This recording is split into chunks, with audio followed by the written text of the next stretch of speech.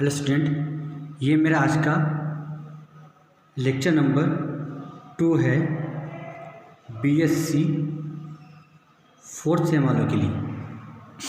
हम पढ़ने वाले हैं एक घटक तंत्र, जिसमें जल तंत्र भी हो सकता है और सल्फर तंत्र भी हो सकता है। अर्थात जल तंत्र भी घटक तंत्र है और सल्फर भी घटक तंत्र है। अब एक घटक तंत्र इसलिए बोलते हैं क्योंकि सल्फर की 4 प्रावस्थाएं होती है। एक रोम्बिक विषम लंबाक्ष, एक एकंताक्ष मोनोक्लिनिक, एक वेपर फॉर्म में होता है सल्फर और एक लिक्विड फॉर्म में सल्फर होता है। मगर सब में क्या है, सल्फर अवयव है, इसलिए इन सब में मुख्य जो है वो सल्फर है। इसलिए हम सल्फर को एक घटक तंत्र के अंतर्गत लेते हैं। अब हम समझेंगे यहाँ कुछ चीज़ें जो बेसिक कॉन्सेप्ट है। सल्फर के 2 क्रिस्टलीय रूप होते हैं, एक विषम लंबाक्ष रोम्बिक सल्फर, एकंताक्ष मोनोक्लिनिक सल्फर। अतः सल्फर की 4 प्रावस्थाएं होती है। एक होता है सल्फर रोम्बिक, एक होता है सल्फर मोनोक्लिनिक या एकंताक्ष। और ये सल्फर वेपर फॉर्म में भी हो सकते, लिक्विड फॉर्म में भी हो सकते हैं। अतः हम कह सकते हैं कि सल्फर जो तंत्र है वो एक घटक तंत्र है और सल्फर तंत्र में कुल 4 प्रावस्थाएं पाई जाती है, S, R, SM, SV और SL।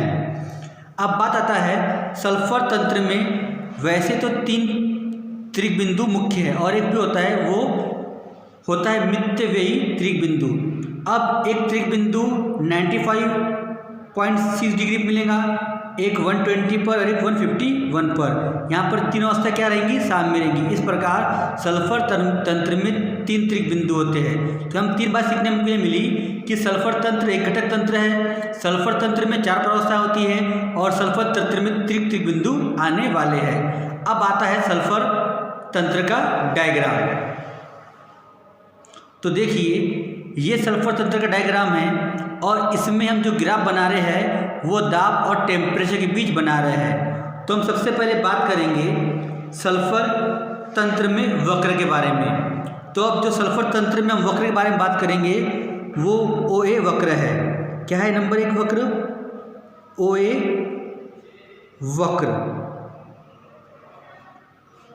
ये सल्फर तंत्र का OA वक्र है। अब हम देखते हैं इस तंत्र में या इस वक्र में क्या क्या पॉइंट समझने वाले हैं। पहला पॉइंट इस तंत्र में समझने वाला ये है कि इस वक्र को हम क्या बोलते हैं,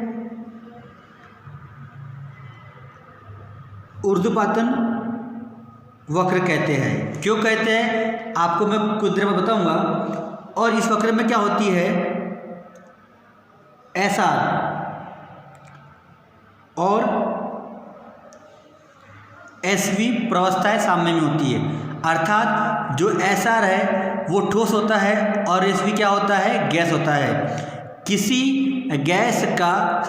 ठोस का गैस में और किसी गैस का ठोस में परिवर्तित होना ऊर्ध्वपातन कहलाता है। इसलिए इस वक्र को ऊर्ध्वपातन वक्र कहते हैं।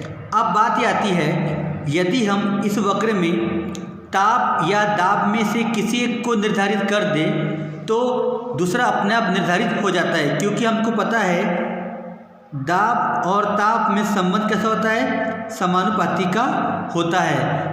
दाब को निर्धारित करने पर ताप स्वयं निर्धारित हो जाएगा, फिक्स हो जाएगा, या ताप को निर्धारित करने पर दाब स्वयं निर्धारित या फिक्स हो जाएगा। अब बात यह आती है कि इस वक्र पर F का मान क्या होगा, अर्थात डिग्री ऑफ फ्रीडम क्या होगा। सूत्र क्या होता है डिग्री ऑफ फ्रीडम का, F बराबर C-P+2। हमको पता है जो हमारा सल्फर तंत्र है वो एक घटक तंत्र है, तो इसका मान 1 होगा। और जो प्रावस्था है वो 2 प्रावस्था होती है, तो इसका मान कितना होगा, 2 होगा। और ये फार्मूले में 2 है, अर्थात 2 से 2 कट जाएगा तो F बराबर क्या आएगा, 1 आएगा।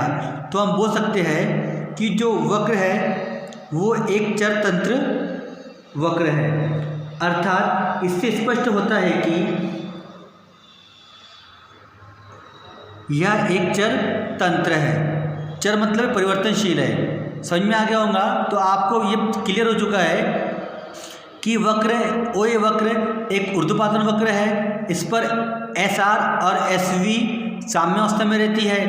दाब को निर्धारित करने पर तौब संबंधित हो जाता है और इसकी डिग्री ऑफ फ्रीडम की वैल्यू हम निकाल सकते हैं। इससे पहले मैं आपको पहले लेक्चर में प्रवस्था का नियम समझा के दिया था, जहाँ पर C की वैल्यू कितनी आ रही है, 1 आ रही है, क्योंकि सल्फर क्या है, एक घटक तंत्र है, इसमें 2 प्रवस्था, इसलिए P की वैल्यू 2 आ रही है और ये 2 फॉर्मूले में पहले से, इसलिए क्या होगा, F बराबर 1 है।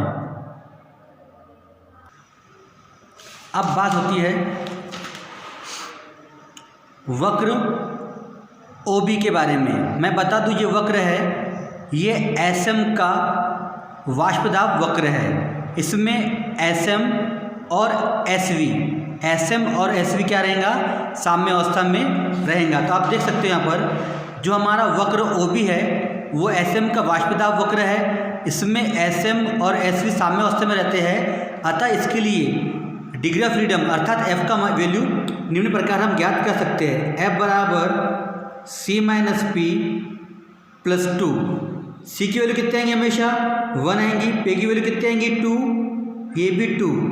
F बराबर कितना आ रहा है, 1 आ रहा है। अतः स्पष्ट होता है कि जो वक्र OB है वो SM का वाष्पदाब वक्र है, जिसमें SM और SV साम्य अवस्था में रहते हैं। इसकी 2 प्रवस्था, इसलिए P की वैल्यू 2 आई है। एक घटक तंत्र से C की वैल्यू 1 आई है, 2 पहले फॉर्मूला पुटअप था, अर्थात ये क्या है, यह एक चर तंत्र है। इस प्रकार हमारा वक्र OA और वक्र OB यहाँ पर होता है। अब वक्र नंबर तीसरा पढ़ते हैं। अब तीसरा वक्र है BC वक्र। ये BC वक्र है, ये SL का वाष्पदाब वक्र है। इसमें SL और SV अर्थात सल्फर लिक्विड और सल्फर वाष्प साम्य अवस्था में होती है। अब हम समझते हैं जो हमारा वक्र BC है वो सल्फर लिक्विड का वाष्पदाब वक्र है। इसमें सल्फर लिक्विड और सल्फर वेपर साम्य अवस्था में रहता है, अर्थात इसकी प्रवस्थाएं 2 होती है।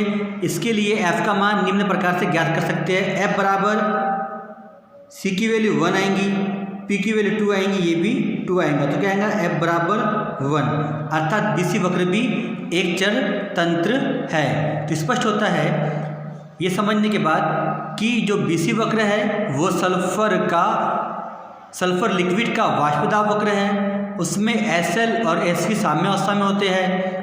F बराबर C minus P plus 2, C की वैल्यू 1, P की वैल्यू 2 और ये 2 फॉर्मूले में था, तो एक चर तंत्र यहाँ पर हो गया। अब हम पढ़ने वाले हैं BD वक्र। कौन सा वक्र, BD वक्र। ये SM अर्थात मोनोक्लोनिक सल्फर का गलनांक वक्र है। इसमें SM और SL साम्य अवस्था में रहते हैं। तो अब देखते हम लोग, आप देखिए जो BD वक्र SM का गलनांक वक्र है, इसमें SM और SL साम्य अवस्था में रहते हैं, अर्थात इसकी 2 प्रवस्थाएं होंगी, घटक 1 होगा, तो F की वैल्यू कितने आएंगी, इसके लिए भी 1 ही आएंगी, अर्थात ये भी क्या हुआ, एक चर तंत्र हुआ। इस प्रकार अभी तक हम लोग क्या पढ़ चुके हैं, 4 वक्र भी हम तो लोग पढ़ चुके हैं। अब पढ़ते हम लोग 5वां वक्र। अब हम पढ़ने वाले हैं वक्र O और D। वक्र OD एक संक्रमण वक्र है जिसमें SM SR में अर्थात मोनोक्लोरिक सल्फर रोम्बिक सल्फर में या रोम्बिक सल्फर मोनोक्लोरिक सल्फर में साम्य में होता है, अर्थात ये क्या है, संक्रमण है। SR SM बदलता है और SM ऐसा बदल सकता है। तो इस तरह हम समझ सकते हैं कि जो OD वक्र है वो संक्रमण वक्र है, इसमें SM और SR साम्य अवस्था में रहता है और इसके लिए सदस्य कोटि का मान कितना होगा, C बराबर 1, P बराबर 2 और ये भी 2, तो क्या आएंगे फिर की वैल्यू F बराबर 1, अर्थात ये भी क्या है, एक चर तंत्र है। इस प्रकार अभी तक हमने क्या पढ़ लिए है, 5 वक्र पढ़ लिए। अब हमारा 6वां वक्र आता है। अब ये DP वक्र है, ये किसका, SR का गलनांक वक्र है। इसमें SR और SL साम्य अवस्था में रहते हैं। तो हम क्या पढ़ रहे हैं, DP वक्र। आप देखिए यहाँ पर दिया उसके बारे में, DP वक्र क्या है, SR का गलनांक वक्र है। इसमें SR जो ठोस अवस्था में होता है वो गर्म करने पे लिक्विड बदल जाता है। तो SR SL में साम्य अवस्था में रहता है, इसके लिए C का मान 1 होगा, P का मान 2 फेज 2 होगा और A2 फार्मूले में इसकी कोटि कितनी होंगी, 1 होंगी। अर्थात हमने जितने भी 6 वक्र पढ़े सबके लिए F की वैल्यू 1 थी, अर्थात सब क्या है, एक चर तंत्र है। इस प्रकार हमें सल्फर तंत्र में कुल 6 वक्र प्राप्त हुए, जिसको हमने एक एक करके यहाँ पर समझ लिए। अब बात आती है त्रिक बिंदु के बारे में। सल्फर तंत्र में वैसे तो 4 त्रिक बिंदु होते हैं, एक O डैश, B और D।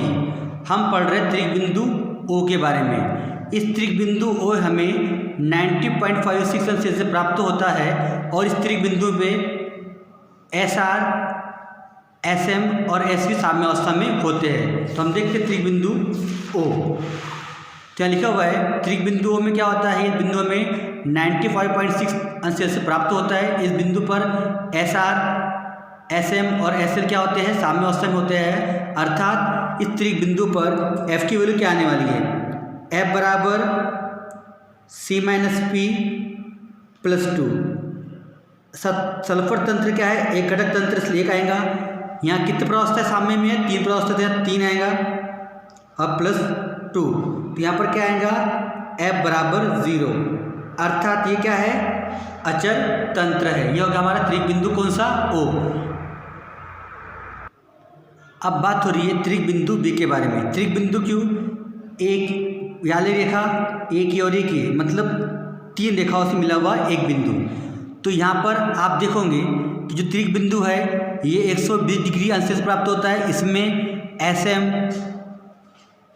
SV और SL साम्य अवस्था में होते हैं। अर्थात इस त्रिक बिंदु पर 3 प्रावस्थाएं साम्य में हैं, जो आपको यहाँ पर दिखाई दी गई है। अब क्या होगा, जब 3 प्रावस्थाएं साम्य में होती है तो अब इसके लिए हम निकालेंगे F की वैल्यू, डिग्री ऑफ फ्रीडम।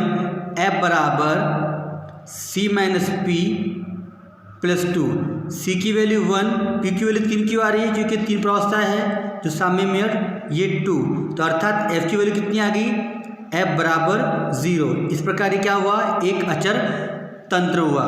मतलब इस त्रिक बिंदु पर SL, SV और SM प्रावस्था कैसी है, साम्य में है। अब हम पढ़ने वाले हैं अगला त्रिक बिंदु जो D है। देखिए एक रेखा यहाँ से मिल रही है OD, एक BD और एक DP। क्या हो गया, त्रिक बिंदु हो गया जो यहाँ मिलता है। इसका तापमान 151 सेल्सियस होता है। इस पर SR, SM और SL क्या है, साम्य अवस्था में। अर्थात इसमें कितने साम्य में होंगी, 3 अवस्था। तो हमारा क्या हो गया, त्रिक बिंदु तीसरा है। तो ये हमारा त्रिक बिंदु D है। इस पे कौन, SR, SM और SL साम्य अवस्था में रहता है और ये त्रिक बिंदु हमें 151 सेल्सियस पर प्राप्त होता है। इसके लिए F की वैल्यू कितनी होंगी, C की वैल्यू 1,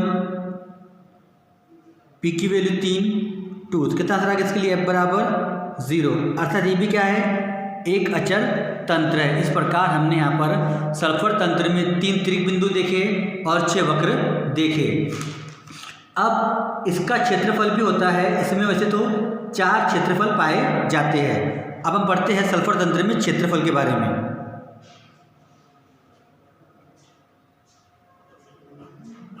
क्षेत्रफल, पहला क्षेत्रफल होता है AOBC।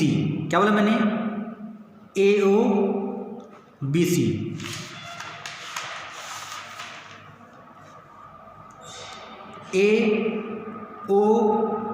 AOBC एक क्षेत्रफल हो गया। एक होता है CBD, CBD। देखिए CBD ये क्षेत्रफल हो गया। एक होता है DOA, DOA क्या होता है, DOA। तो यहाँ पर क्या होगा, DOA, DOA ये कितने क्षेत्रफल हो गया, तीसरा हो गया। एक होता है OBD, OBD। तो तो क्या होगा इसमें, ये हमें क्या मिल गया, 4 क्षेत्रफल। नाम क्या उसका, O B D, O B D. तो A O B C, C B D, D O A और ओ बी डी। इस प्रकार हमें सल्फर तंत्र में कुल 6 वक्र प्राप्त होते हैं और मुख्य 3 त्रिबिंदु प्राप्त होते हैं और 4 क्षेत्रफल प्राप्त होते हैं। और हमने देखे हैं कि सल्फर तंत्र में हमने जब भी सी की वैल्यू की मान रखे, अर्थात घटक की वैल्यू रखे, तो हमेशा एक रखे। इससे स्पष्ट होता है कि सल्फर तंत्र क्या है, एक घटक तंत्र है। Thank you.